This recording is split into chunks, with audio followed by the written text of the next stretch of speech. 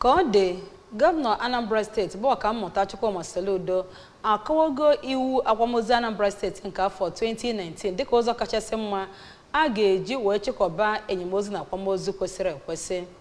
Gọvanọ Soludo mere ka amata nke a n'oge ofufe nlo ịtụ mma iji wee weta na njedebe ihe mmemme eji wee chịkọta akwamozu nna ya bụ Letpa Simeon Soludo.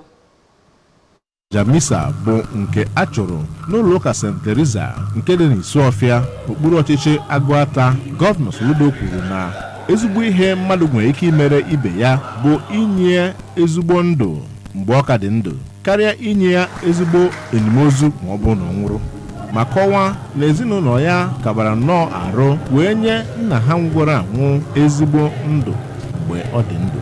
Gọvanọ Soludo gara n'iru kwuo na ezinụlọ ha ga-ewepụta ụlọ akwụkwọ dị 6 n'ọnụọgụ na steeti a kwụọrọ ụmụ akwụkwọ ha ụgwọ ule WAEC. N'okwuchukwu ya, Reverend Father Anthony Chiegbuka kwuru na ọ bụrụ na mmadụ were onwe ya nyefee Chukwu ma rụọrọ ya ọrụ, Chukwu ga-eji aka ya gọzie onye ahụ. Osote aka na-achị steeti a, Dr. Onyekachukwu Ibezim, onye okwupụta okwu n'ụlọ omebe iwu steeti a, Right Honorable Somtochukwu Udeze, onye jibu ọkwa Senate President nke Nigeria, Senator Ken Nnamani, aka chịburu Anambra n'oge gara aga, Dr. Chris Ngige, onye ji ọkwa Chief of Staff nyegara Gọvanọ Soludo, Maazị Ernest Eze Ajụghị, eze ọdịnala Isuọfịa Igwe Colonel Aloysius Moghalu bụ ndị bịara ya bụ Ajamisa.